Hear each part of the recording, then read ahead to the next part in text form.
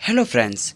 तो इस वीडियो में हम 11th क्लास का चैप्टर फर्स्ट संविधान क्यों और कैसे कॉन्स्टिट्यूशन वाई एंड हाउ को समझेंगे। ये फर्स्ट पार्ट है, तो आइए स्टार्ट करते हैं। तो इस अध्याय को स्टार्ट करने से पहले सबसे पहले हमें इस अध्याय के कुछ प्रमुख बिंदुओं को देख लेना चाहिए जो हम इस अध्याय के इस भाग 1 में पढ़ने वाले हैं। तो इसमें हम सबसे पहले देखेंगे कि जो इस चैप्टर का नाम ही है भारत का संविधान क्यों और कैसे, संविधान क्या है। क्योंकि हमें सबसे पहले यही पता होना चाहिए कि जिस चैप्टर के बारे में हम पढ़ रहे हैं वो है क्या। फिर दूसरा, संविधान किसे कहते हैं। देखिए, what is and what is a definition, दोनों में अंतर है। संविधान क्या है और इसे किसे कहते हैं। फिर तीसरा, संविधान की आवश्यकता क्या है, नीड क्या है, संविधान का वर्क क्या है, कार्य क्या है, संविधान को प्रचलन में लाने का तरीका क्या है, यानी संविधान को कैसे हम किसी सामाजिक व्यवस्था में लागू कर सकते हैं, ला सकते हैं, उसे अपना सकते हैं। तो यह सब हम इस भाग में देखेंगे। हमारे अध्ययन का पहला बिंदु है संविधान क्या है। तो संविधान किसी भी देश का मौलिक कानून है जो सरकार के विभिन्न अंगों की रूपरेखा और मुख्य कार्य का निर्धारण करता है, साथ ही सरकार और देश के नागरिकों के बीच संबंध भी स्थापित करता है। ये तो हुई एक किताबी परिभाषा, पर संविधान का वास्तविक अर्थ क्या है और वास्तविकता में संविधान क्या है। तो देखिए, आप अपने समाज में देखिए, हम कहीं भी आ जा सकते हैं, कोई भी व्यवसाय चुन सकते हैं, यहाँ तक कि सरकार से अपने अधिकारों के लिए मांग कर सकते हैं और अपने नए अधिकारों की मांग भी सरकार के सामने रख सकते हैं जो संसद द्वारा बनते हैं। वे तो एक अलग बात है, पर सीधा कहने का मतलब ये है कि संविधान हमें हमारे हमारे अधिकार, हमारे कानून देता है, समाज को बनाने की व्यवस्था देता है और सरकार और हमारे देश के नागरिकों के साथ एक संबंध स्थापित करता है कि कैसे देश के व्यक्ति अपनी सरकार से जुड़ सकते हैं और अपने सरकार के साथ मिलकर सरकार में शामिल हो सकते हैं और देश की मौलिक कानूनों की रूपरेखा तय कर सकते हैं। पर क्या यही संविधान है? नहीं। ये जो कानून, हमारे मौलिक अधिकार, सरकार के साथ संबंध, ये कहीं वर्णित हैं, कहीं लिखित रूप में हैं।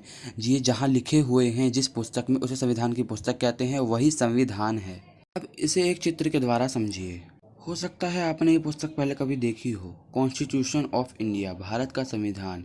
ये पुस्तक वह पुस्तक है जिसमें भारत के कानून लिखे हैं कि भारत को कैसे चलाया जाएगा, भारत की शासन व्यवस्था कैसी होगी, भारत के नागरिकों को कौन से कानून मिलेंगे, भारत में सरकार कैसे बनेगी, सरकार का गठन क्या होगा, सब कुछ, सामाजिक व्यवस्था को कैसे चलाना है, न्यायिक व्यवस्था को कैसे चलाना है, कानूनी व्यवस्था को कैसे चलाना है, सब इसमें लिखा हुआ है।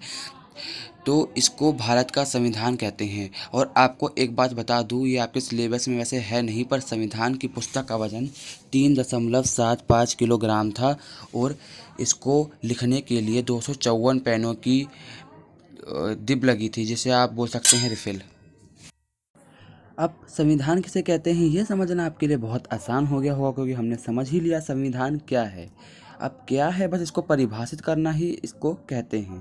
तो संविधान किसी संस्था को प्रचालित कराने के लिए बनाया हुआ सही दस्तावेज है। ये प्राय लिखित रूप में होता है। दोबारा वही बात आ गई, किसी संस्था या किसी देश को प्रचालित कराने के लिए जो हम लिखित रूप में कानून बनाते हैं वही संविधान है। वो उसकी राजनीतिक बुनियादी साझा ढांचा निर्धारित करता है जिसके अंतर्गत जो उसकी जनता शासित होती है।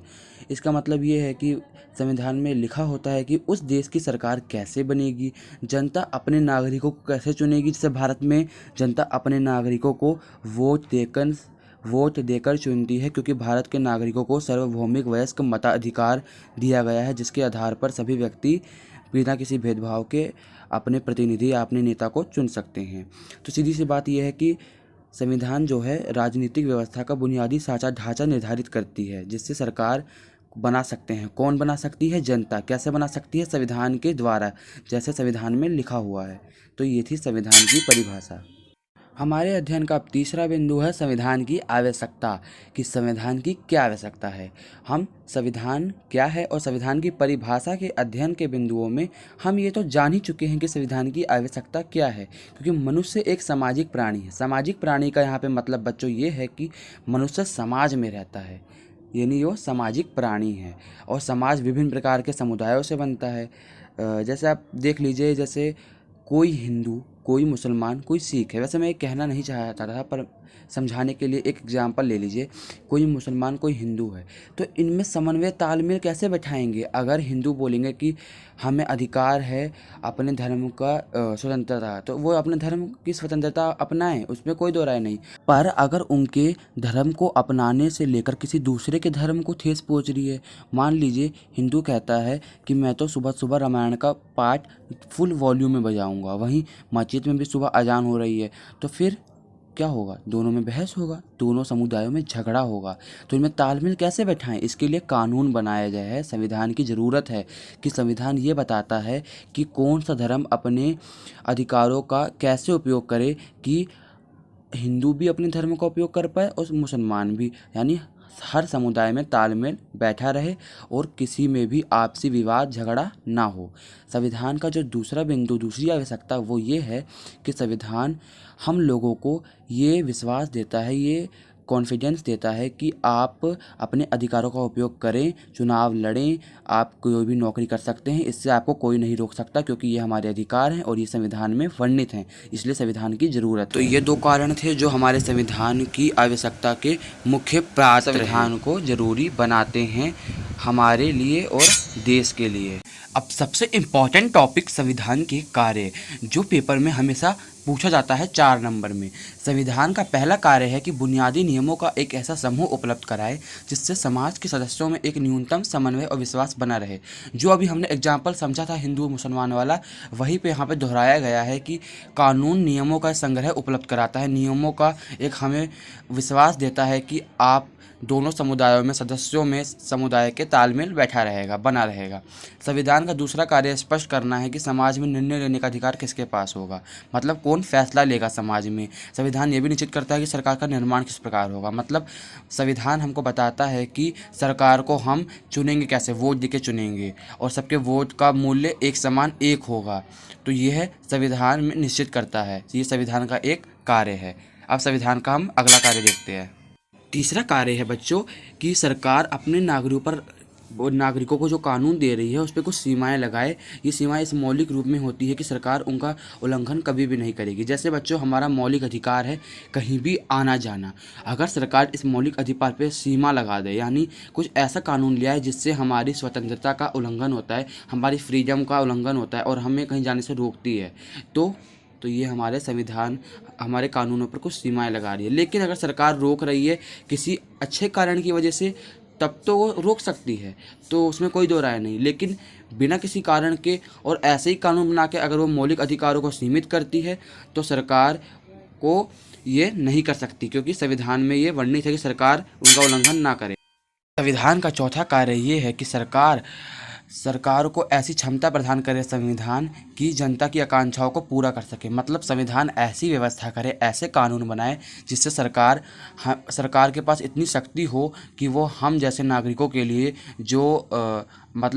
जो हमारी आकांक्षाएं हैं, जो हम चाहते हैं, उसको सरकार पूरा कर सके, उसके लिए और कानून बना सके। पर ये कब होगा? जब संविधान में ऐसी कोई प्रक्रिया लिखी होगी जिससे समाज के सभी सदस्यों की आकांक्षाएं पूरी हो सके और सबको न्याय मिल सके। पर न्याय मिलने के लिए समाज को अच्छा बनाना होगा, जो सिर्फ संविधान से होगा। तो ये संविधान का अंतिम और चौथा कार्य है। अब देखते हैं संविधान को प्रचलन में लाने का तरीका क्या है।